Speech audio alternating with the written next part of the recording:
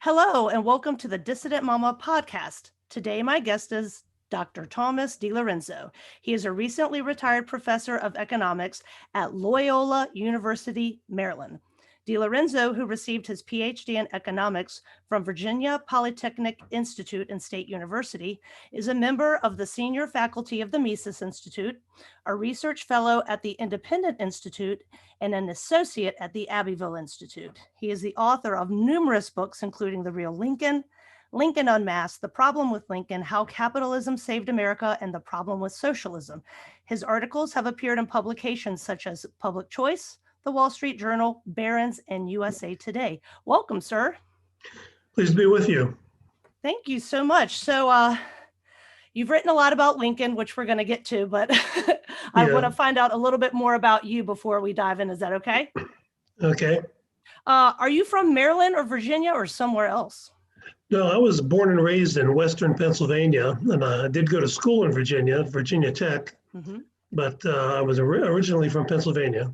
Okay. And you're a Marylander now? No, right now I retired from the Loyola University Maryland, and I live in Bluffton, South Carolina now. Nice. All right. Just across the bridge from Hilton Head Island. Oh, well, that is beautiful. I'm a North Carolinian these days. I've lived here about 20 years, and that's where my roots are, as well as Virginia. So I'm glad you're in the Carolinas. Yeah, me too. I like it here. How did an economist get into being such an expert on American history, especially one that's doing politically incorrect history? Was it just studying economics and that leads to history? How did that unfold? Well, there's a subdiscipline in economics called economic history, and historians who are not trained in economics write books about economics all the time without the benefit of having ever taken a single course in it. And so I decided there's a lot of room for an economist, especially like me, a libertarian economist, to take a look at some of and also knowing that the academic history profession is dominated by Marxists today, and it has been for quite a while. So I thought there'd be a lot of room to take a new look at some of the big issues of American history related to economics. And I got into Lincoln because I was sort of a Civil War history buff for many years.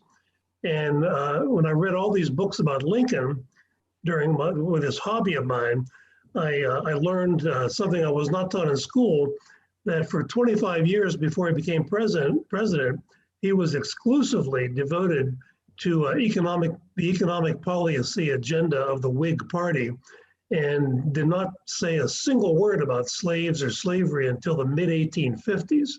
And it always struck me as weird that a man would devote his whole career in politics for 25 years to protectionist tariffs, bringing back a government-run bank, the Bank of the United States, and what we today call corporate welfare, taxpayer subsidies for corporations. And then he becomes president.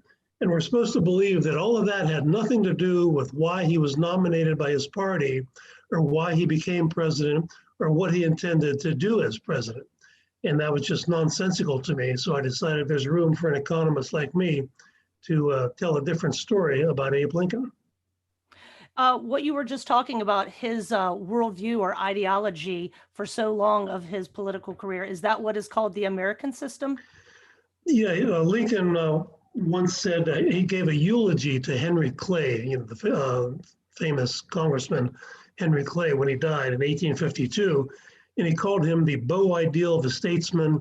And he said, I, Lincoln, got all of my ideas about public policy from Henry Clay. And Henry Clay is associated with something called the American system. And the phrase was actually coined by Alexander Hamilton back in his day. But Clay picked up the mantle from Hamilton after Hamilton's death in the government of being sort of the political, I call him the political water boy of sort of mostly the New York, Philadelphia, New England, the northern business elite, corporate business elite. And their agenda was always, from the time of Hamilton, high protectionist tariffs to block competition from abroad. That's plank number one. Plank number two is a national bank run by politicians. And there's a good idea, isn't it? And also government subsidies for road building, canal building, and railroad building. They called it internal improvement subsidies in Lincoln's day and in Henry Clay's day. But today we would call it crony capitalism or corporate welfare. And that was the so-called American system. But it was actually an American version of the rotten, corrupt British system that the revolution was fought against. It was almost taken, word for word from what was called mercantilism in England in the 18th, 17th, 18th, and 19th centuries. Well, how does the Confederacy fit into the pro-liberty position? Were they just in opposition to this industrial capitalism, this mercantilism, or was it something else? Well, I've written several books on this whole topic that I just mentioned. One of them, Hamilton's Curse, explains how Hamilton was sort of the founder of these ideas of bringing sort of corporate statism to America. And then that mantle was picked up by Henry Clay, as I said. And Clay died in 1852, and Lincoln fancied himself as the heir to Henry Clay, political heir to Henry Clay, and Hamilton for that matter. And so when Lincoln is elected president, I've written in one of my books, the way in which he got the nomination was to literally bring copies of all of the speeches, the dozens and dozens of speeches he made in favor of protectionist tariffs to Pennsylvania to convince the big steel manufacturers on the East Coast in Pennsylvania and New York and elsewhere that he was their man. If give me the nomination and elect me president, and we'll get high protectionist tariffs and foster monopoly, which he did. He ended up signing 10 tariff increasing bills. The average tax on imports when Lincoln came into office was, before he became in office, was 15%. And the Republican Party had just more than doubled it to 32% 2 days before Lincoln's inauguration. And by the time he left office, it was in the 60% range. And it stayed there until the income tax came into existence in 1913. And so that was a big part of the agenda of the Republican Party. And in his first inaugural address, Lincoln bends over backwards to defend slavery. I call it his Slavery Forever speech. He says in the opening paragraphs, "I have no intention to disturb Southern slavery. All of my speeches, you can read them for yourselves. I have never advocated ending Southern slavery." And then he says, it's in the plank of the Republican Party platform of 1860 that we do not intend to disturb what they call the domestic institutions of the state. And then at the end of the speech, he endorses a constitutional amendment that was known as the Corwin Amendment, named after a congressman from Ohio, that would have prohibited the federal government from ever interfering in Southern slavery by putting it explicitly in the Constitution and requiring basically 2 amendments to the Constitution to change that. And so that's why I call it his Slavery Forever speech, his first inaugural. It's also why the historians never write books about it. They write books about the second inaugural, where he blamed the war on God. He said the war came and it's God's punishment for the sin of slavery, as though he knew it was in the mind of God. But then in the same speech, in his first inaugural address, Lincoln uses the word invasion and bloodshed, those are his words, to threaten any state that refused to collect the newly doubled federal tax on imports. And so he literally threatened war over tax collection, and he kept his word. That's one instance where I would agree that he was honest Abe about that. He said, we'll invade, there will be invasion and bloodshed if you don't collect these taxes. And of course there was. And so that's one reason why an economist like me thinks the historians got the story wrong about the Civil War, about the cause of the Civil War anyway. Yes, and some of the secession documents mention slavery, not all, but was that just part of, because slavery was innate in the economic institutions of places like South Carolina, was it part and parcel of kind of this unfettered free trade, even though it had to do with slavery? And I guess the second part of that question would be, if the Corwin Amendment had passed, there couldn't have been peaceful, intermittent or gradual emancipation. I assume slavery would have gone on much longer. What do you think about the unfettered free trade aspect of it? Well, in my latest book, The Problem with Lincoln, I have 10 appendices, and one of them is Jefferson Davis's first inaugural address right next to Lincoln's first inaugural address. And in his first inaugural address, Davis says, "We are a free trade country. We trade with the world. And there are people in the North who want to interfere with that, and they're willing to go to war to stop us from trading around the world. And we are willing to defend ourselves." That's basically what he says. Now, it's important to keep in mind that secession does not necessitate war.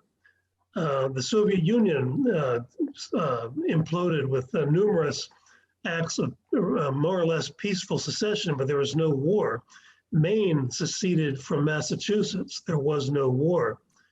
So regardless of what the Southern states said was their reason for seceding, none of them necessitates a war, because the Union was voluntary. Article 7 of the Constitution says that the states will vote up or down on joining the Union. And in my book, The Problem with Lincoln, it was just published last July, I include the ratification documents of New York, Rhode Island, and Virginia, where they said, we delegate these powers to the central government for our benefit, but mostly for national defense and foreign policy purposes. And then they say, if this government, this federal government in the future disturbs our happiness, they use the word happiness, then we reserve the right to reassume those powers. They use the word reassume. They didn't use the word secession. They used reassume the powers. So everyone at the time understood that the Union was voluntary and that any state could secede for any reason without getting permission from any other state or any other group of states or any politician, the president or whoever, anybody. So secession itself does not necessitate war. That's a different question altogether. If you want to know why there was a war, read Lincoln's first inaugural address. It's as clear as a bell. Read the War Aims Resolution by the U.S. Congress that says we have no intent on disturbing the domestic institutions of the states, by which they meant slavery. They wanted to keep the Union together and keep collecting those taxes. That's why there was a war. Now, on the issue of slavery, 4 states out of the 11 southern states mentioned slavery. And the reason they did was that tariffs were constitutional, but they were protesting a long list of examples of whenever the North got in control of political power in the Congress, they would essentially renege on this or that portion of the Constitution. And the latest thing that they were reneging on in the Constitution was the fugitive slave clause of the Constitution. And that's what they mentioned. But you remember at the same time, New Jersey still had slaves until 1866. Lincoln orchestrated the secession of the last slave state to enter the Union, West Virginia. Yeah. And so West Virginia the government was run out of Alexandria, Virginia by the Lincoln administration during the war. And so Lincoln's position was always, you can keep your slaves, we don't care about that, as long as you keep paying federal taxes. Right. And so it doesn't really matter what any of the 1 or 2 Southern politicians said about the reasons for secession. That does not necessitate war. Would you define yourself as a libertarian? Yeah, I would define myself as a libertarian. So there's a lot of libertarians that are very anti-Southern, pro-Lincoln, yet, and I guess it's just because they can't get past the South was racist thing, but, for people who were fighting for voluntarism, resisting a national centralist government, independent, small states, free trade, why do you think that is? Well, there are always have been a lot of so-called libertarians. Early in my career, I was an adjunct scholar at the Cato Institute in DC, and they published a couple of my first books. One of them is called Underground Government, the Off-Budget Public Sector, way back in 1983. But anyway, the Beltway libertarians, as I call them, they always seem to be their main goal seemed to be loved by the Washington establishment, to fit in, to be politically enough of a politically correct person that you can go to cocktail parties and speak in polite left-wing company, which, of which there's no such thing. And of course, that always was a big bust. And so I think that's probably the main reason for this, because if you look at Lincoln, from a libertarian perspective, he illegally, first of all, he committed treason by invading the southern states. If you read the Constitution, Article 3, Section 3, uses the word only. Treason is defined only as waging war upon the United States, and the United States is in the plural because it says, or giving aid and comfort to their enemies. The key word there is there. It means the United States. In all the founding documents, the United States is in the plural, meaning individual states, and they're called free and independent states in the Declaration of Independence. That is exactly what Lincoln did. He committed treason by invading his own country. He illegally suspended the writ of habeas corpus and mass arrested tens of thousands of northern civilians without due process. He shut down over 300 opposition newspapers in the southern states. He put into place the first federal conscription law. He ordered the military to assassinate runaway soldiers who deserted. They had daily shooting of runaway soldiers. What is there for a libertarian to like about that? All the rest of the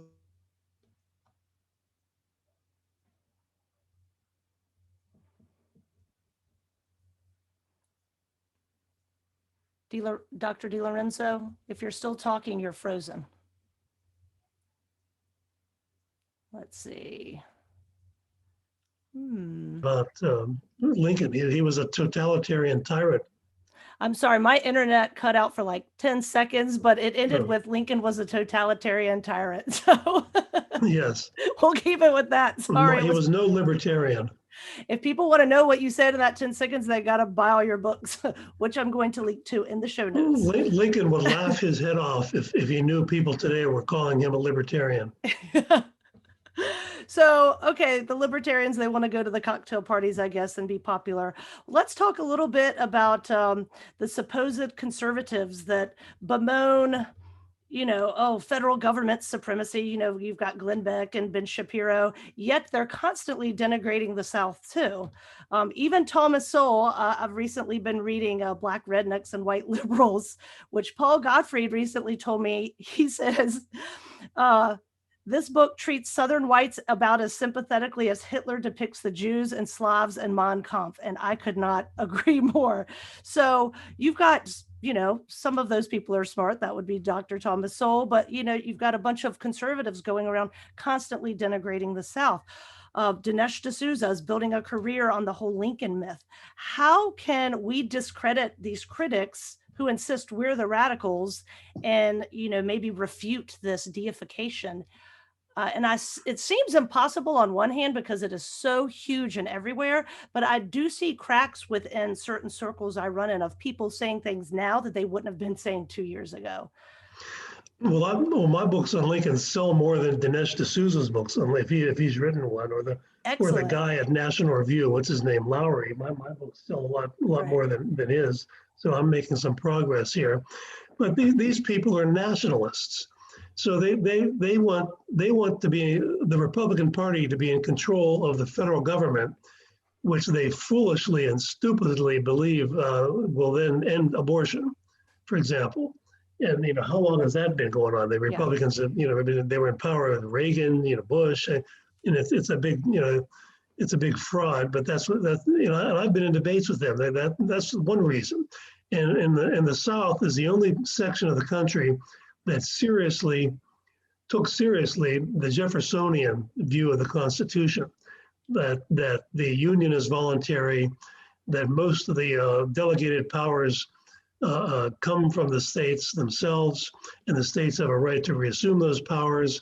And the 10th Amendment means that everything else other than the delegated powers are reserved to the people and the states themselves.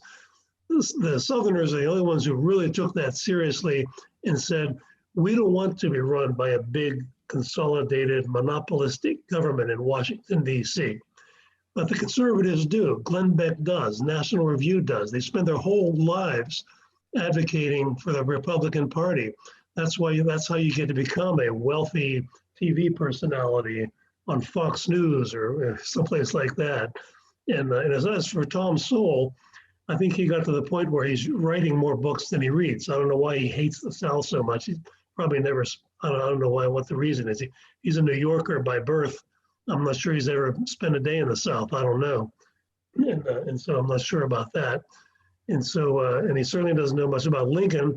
But the foreword to my book, The Real Lincoln, published almost 19 years ago now, is written by Tom Sowell's old friend, the late Walter Williams. Mm-hmm. And so he understood the truth about Lincoln. And I'm not sure if he and Tom Sowell ever had a discussion about this, but Walter was much more solid and learned on the subject than Sowell is.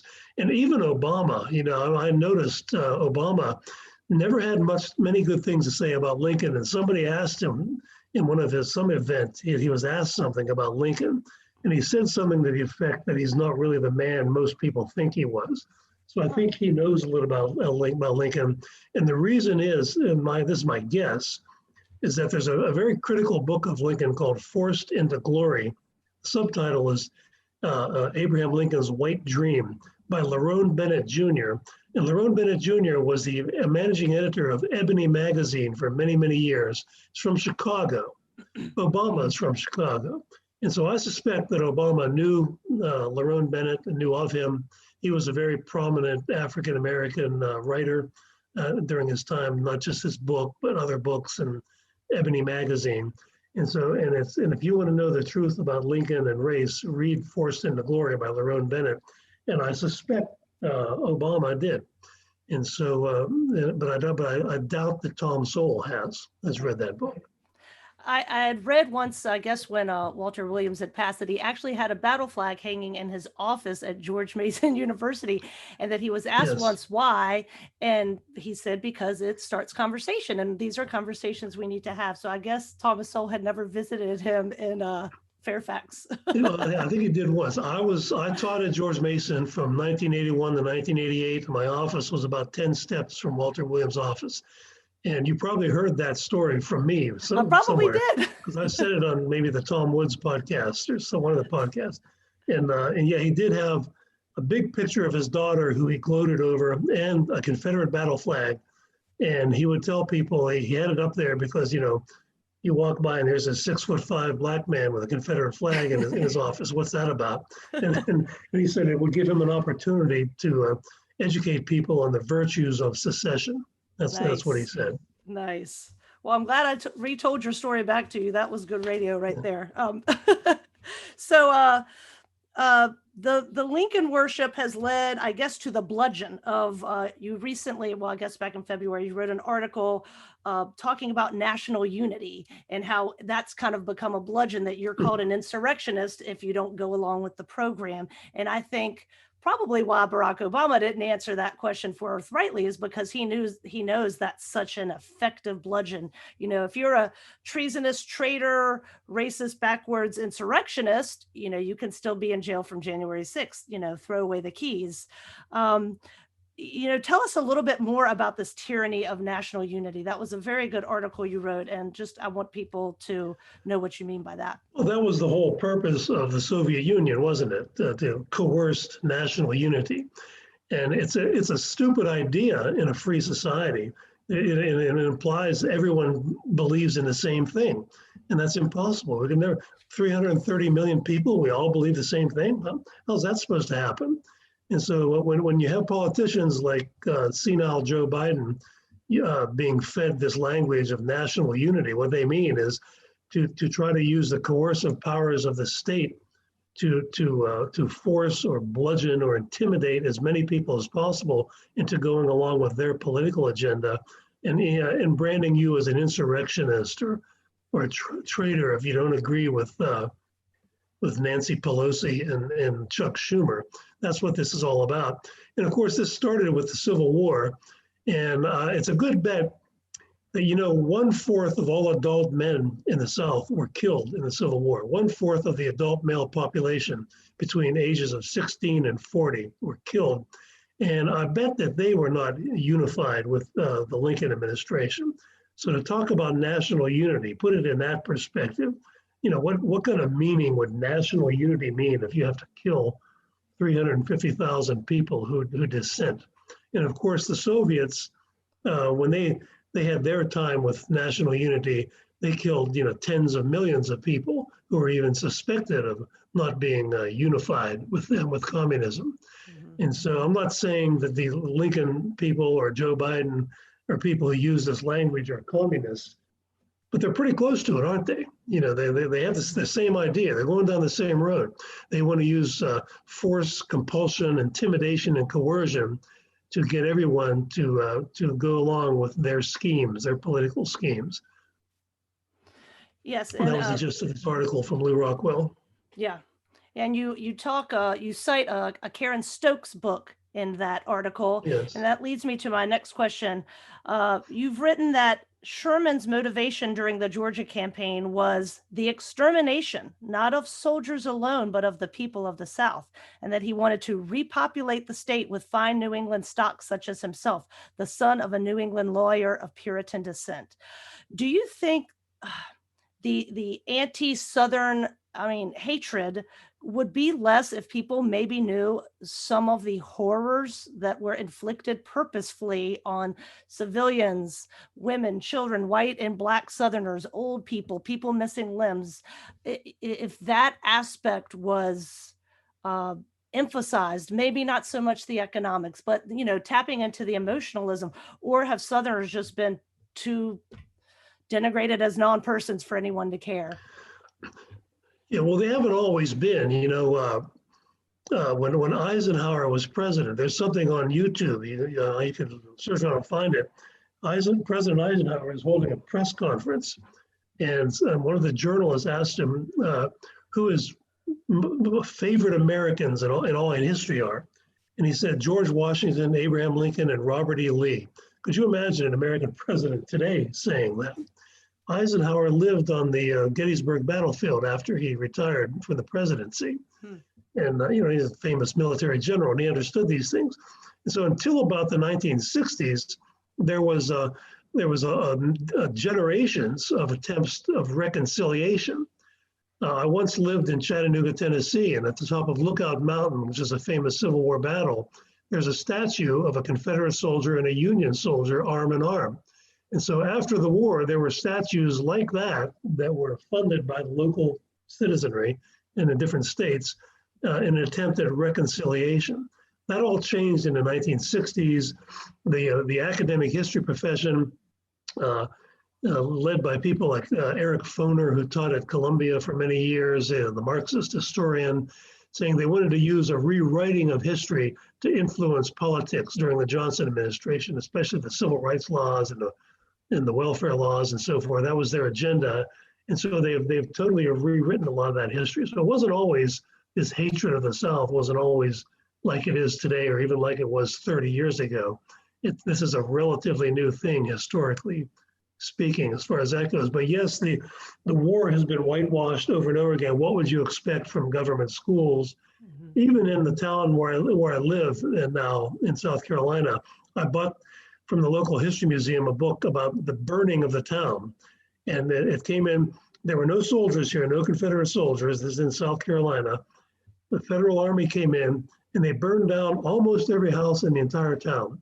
And this book, which is published all over the town, the local museum, bookstore, there's no blood, there's no gore. All it says is they burned down some houses. That's it. Nobody was harmed. No mention of the suffering of the people, anything like that. It's totally whitewashed. And of course, you can learn about this. You can read about Sherman's March and so forth.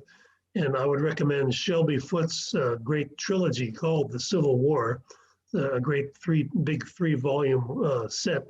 But it's very readable for a gigantic book like that. It's like reading the Iliad and the Odyssey, but it's about the American Civil War. It really is the Iliad of the American Civil War by Shelby Foote. And you can read a lot about the blood and gore there, but that's always whitewashed. I've also published on what Lincoln's generals did right after the war. Sherman was put in charge of the Indian Wars, And they wanted to eradicate the Plains Indians from the Great Plains to make way for the government-subsidized railroad corporations, which they did. For 25 years, they ended up killing about 50 to 60,000 of the Plains Indians, women and children included, and they put the rest in concentration camps that they called reservations. And I quote Sherman himself as saying, the purpose of this is to make way for the railroads. So it was sort of a veiled form of corporate welfare for the government-subsidized railroad corporations after the war. And it makes you wonder if these men were such great racial saints who were willing to die for the slaves, why would they then turn around 3 months later after the war is over and begin mass murdering another colored race, the Indians, the Plains Indians? And of course, the answer is the North was even more racist than the South in the 1860s. Even Alexis de Tocqueville, in his famous book, Democracy in America, said the problem of race is worse in the North than the South. And he said that in the 1830s when he toured America. And I quote that in my book, The Problem with Lincoln. Mm-hmm. And so a lot of what we're taught in public school in the United States is a big bunch of baloney. And I went to public school in Pennsylvania, and I was taught all this baloney as a kid. And I always thought there was something very fishy about the notion that the ancestors of these people, the adults when I was a child in Pennsylvania, would have been willing to die by the thousands for Black strangers in Mississippi when they treated Black people not very well in the 1960s when I was growing up in Pennsylvania and elsewhere in the North as well. So even as a 10-year-old, I always thought when I was being taught about the Civil War in school, I smelled a rat. Didn't make sense to me. Yeah, you've referred to the public school system as essentially a socialist monopoly, and that when the majority of kids get into college, it's not just that some of them are a little indoctrinated, but that most of them are fully brainwashed. You use that term. I mean, how can we fight against that as far as raising up a generation that will be skeptical of the narrative, which does not have anybody's best interest at heart? Well, every parent has to be at least a part-time homeschooler, not necessarily full-time, but if you send your kids to a school, private school or public school, they're going to be brainwashed with a lot of left-wing nonsense, because even the private school teachers are educated mostly at government universities. Right. And so you have to do your own. You have to encourage your kids to educate themselves with your help or with the help of others. Podcasts, there's the Ron Paul curriculum now that we didn't have just 10 years ago, and there are a lot of other curricula like that. And so if you really don't want your kids to get a well-rounded education, you have to do that. You can't just sit back anymore and hand them over to the politicians. And one of the things, I was an economics professor for 41 years. And one of the things I noticed is in the last probably 20 years, most of the students coming in as freshmen were already very thoroughly brainwashed. When I started out, that was not true. They would come to college and some small percentage of them would be sort of captured by the Marxist faculty on campus and who convinced them to become rabble rousers rather than educating themselves. But now they all come. One of the last couple of years that I taught, I'll give you one example. There's a video I got from Reason TV on environmentalism, and it was all about fact versus fiction. And then one example it gave is the famous book Silent Spring by Rachel Carson, which is sort of the Bible of the environmentalist movement. And the theme of the book is that the reason why it's called Silent Spring is that she predicted that pesticides were so damaging to bird life that by the year 2000, the springtime would come in the northern states and they'd be silent. There'd be no birds chirping. The birds would all be killed off. And this little Reason TV, it's really like a 15-minute segment, if that, pointed out that this didn't happen. We have birds. It wasn't as bad as she thought. And like 3 or 4 other examples like that, obviously true things. And some of the students were really upset really upset. I mean, and argumentative, and what's to argue about? I mean, it's like facts are plain as as your face. But these things have been drilled into them since elementary school, and they get to be juniors in college, and for the first time, they have a fact that contradicts a thing that is repeated to them probably since they were 6 years old. And they don't know what to do. They just get all discombobulated, and they don't know, they can't answer it. They don't know how to construct an argument against it, because there is no argument against it. The facts are the facts. And that's what the educational system has done to a lot of students. And it's not education, it's brainwashing. Well, I've homeschooled my kids since the beginning, and they love arguing and are not easily triggered. So I think I'm creating monsters here. I shouldn't be able to just recite facts and talking points for the next Joe Biden campaign. They need to develop their brain power. Sometimes I'm like, you don't have to be skeptical about everything, but then that's true. That's a good trait, usually, except when you're arguing with mom. So I want to talk a little bit about social destructionism.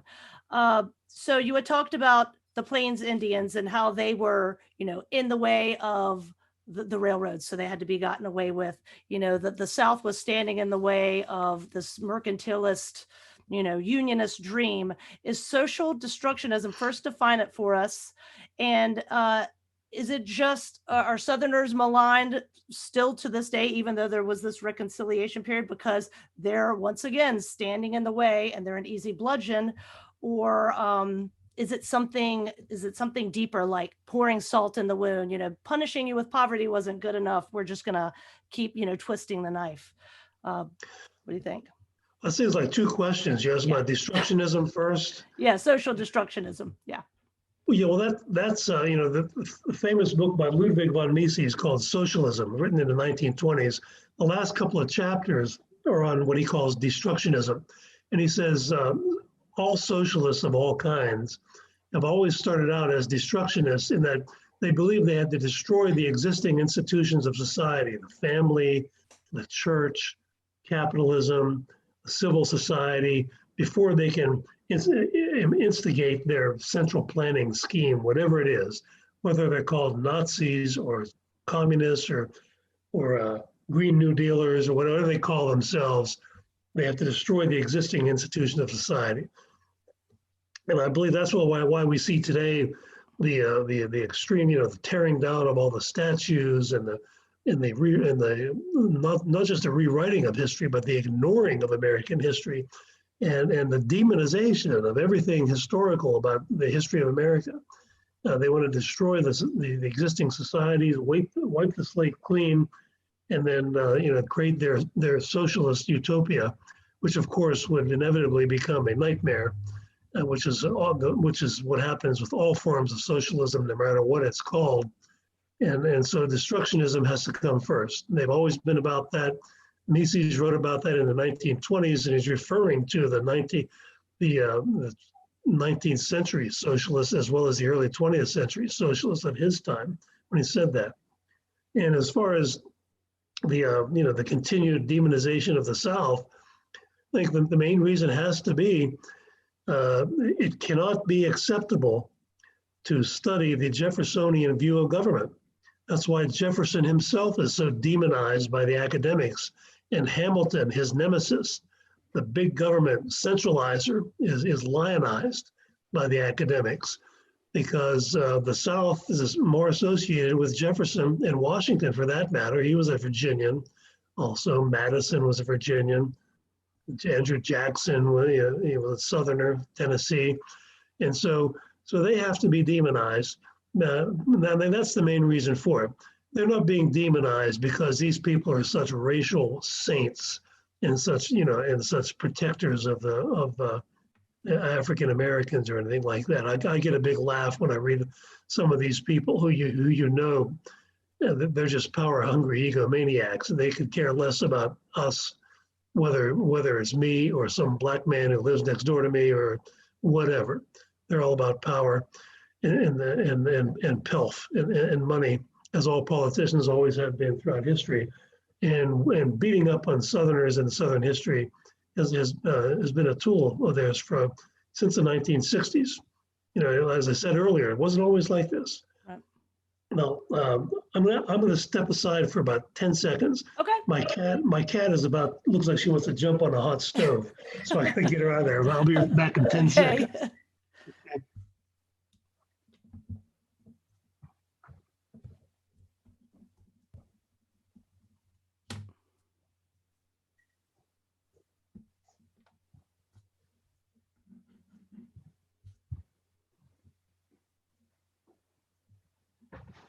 Okay, I'm back. No tragedy.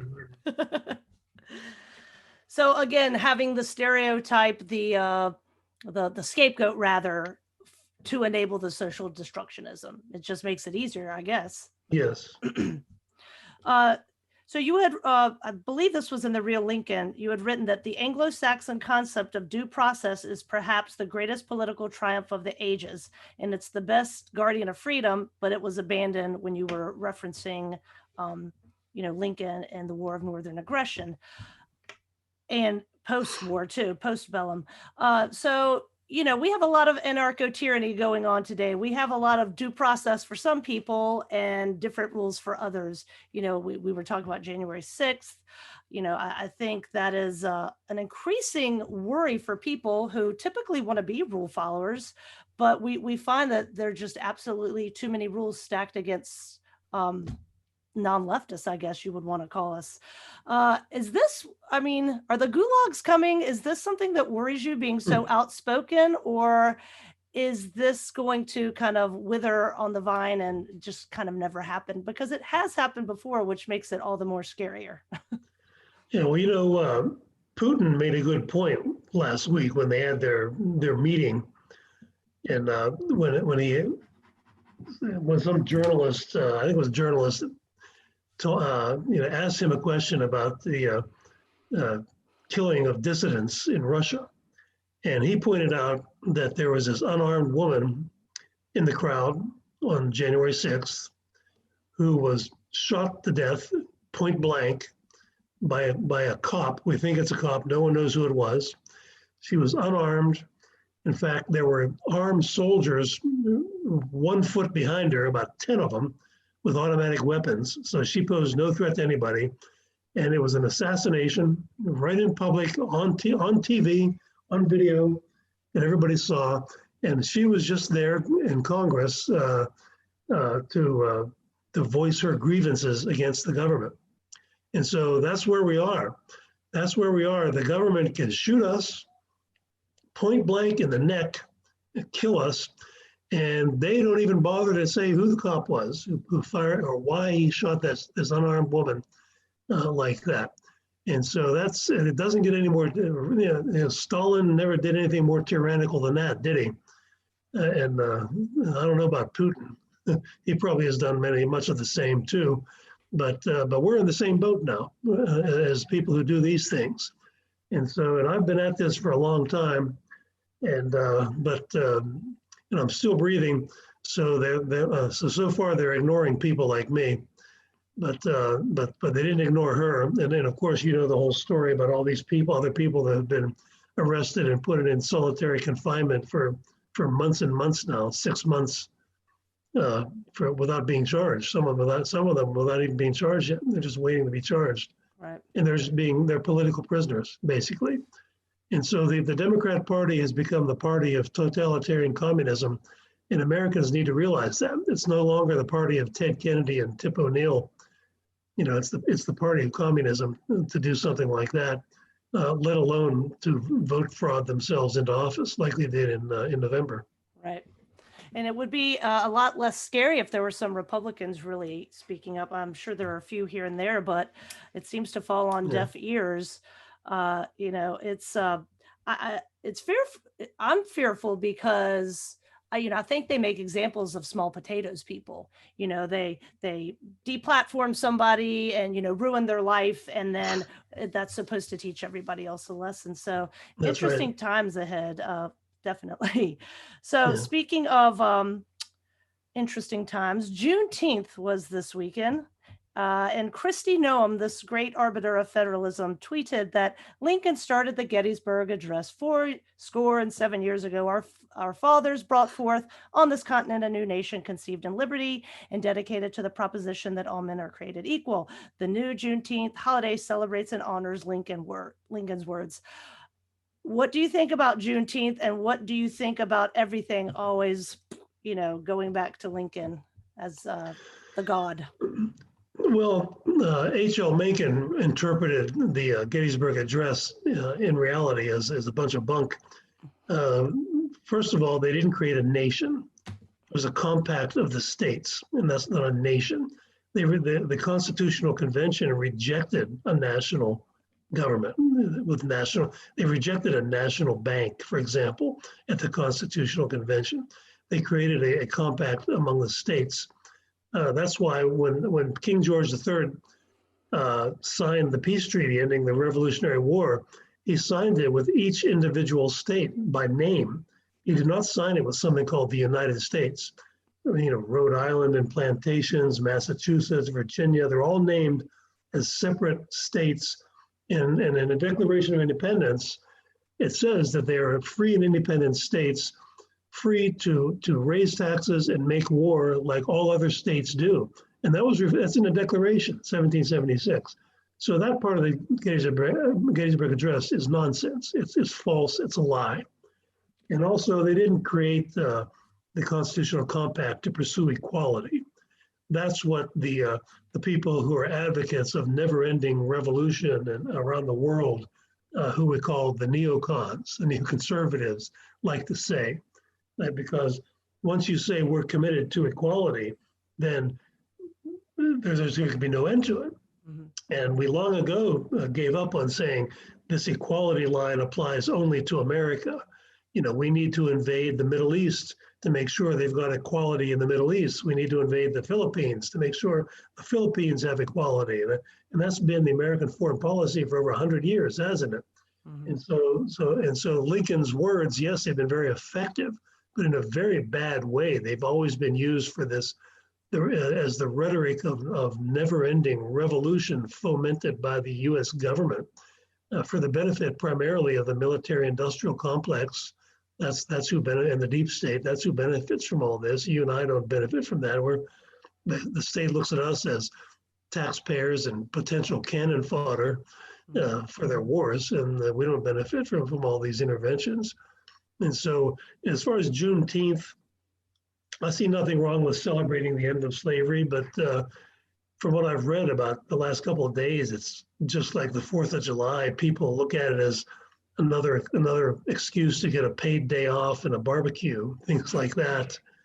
And so it's a shame that people don't use it I'm sure some people do, as an opportunity to educate themselves and the people around them about freedom.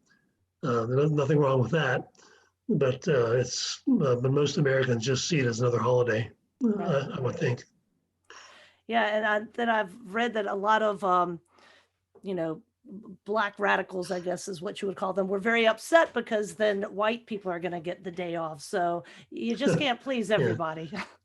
Yeah, I saw an awful thing on the internet this morning that it happened to be, where was it? I forget what city it was. It was also the day where they always have their Puerto Rico Day parade.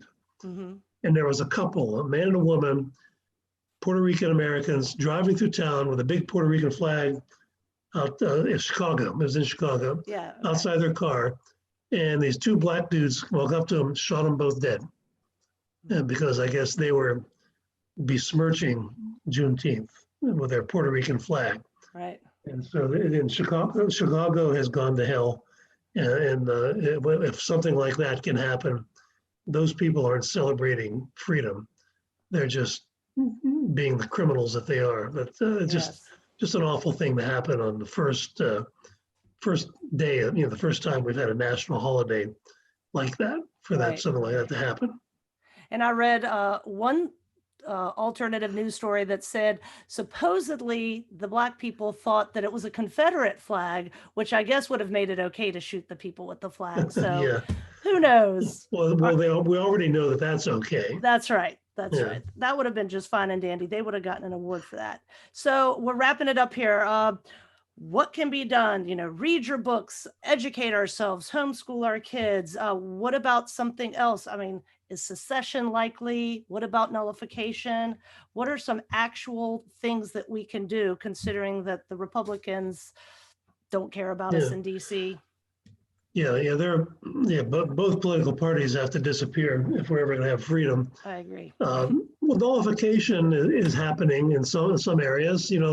Before marijuana became more or less legal just about everywhere, there were some states and cities nullifying the federal drug laws, Mhm. and of course the sanctuary cities nullify federal immigration laws, and so their nullification is a tool that everyone knows about. Here in South Carolina, they I don't think this became law, but they had a bill that was brought in at the beginning of their session that said that any executive order coming from the White House, our Attorney General would decide whether it's constitutional or not. And if our Attorney General decides it's not constitutional, it will not be enforced in South Carolina. And that's the kind of thinking we need to have. Yes. And a few other states have done the same thing.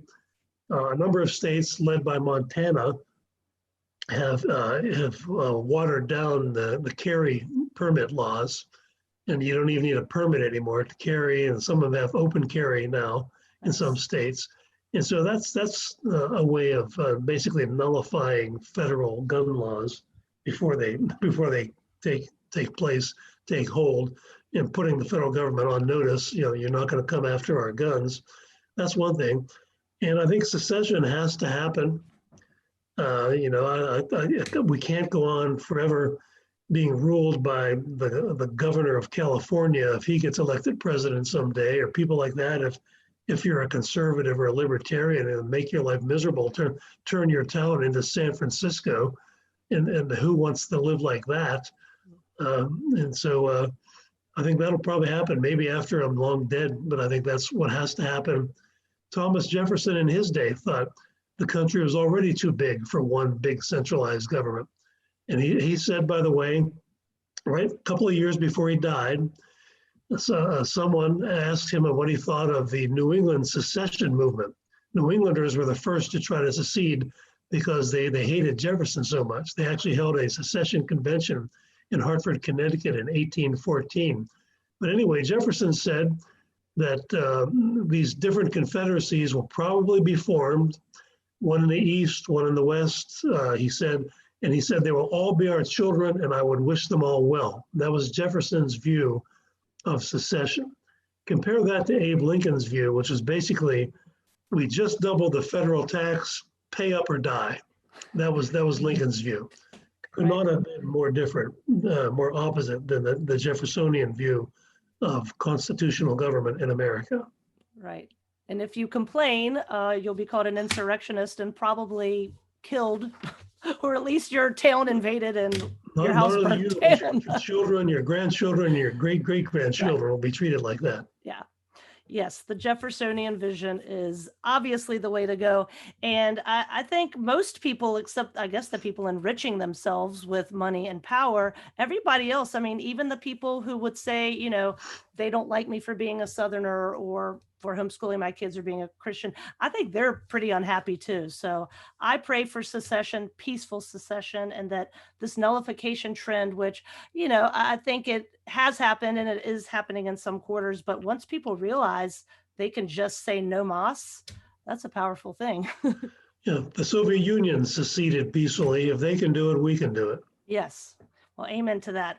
Well, Dr. DiLorenzo, this has been fascinating. Thank you so much for talking with me. And it has just been a real honor and treat to have you on the show. I appreciate it. My pleasure. Thanks for having me. Have a great day. Thank you.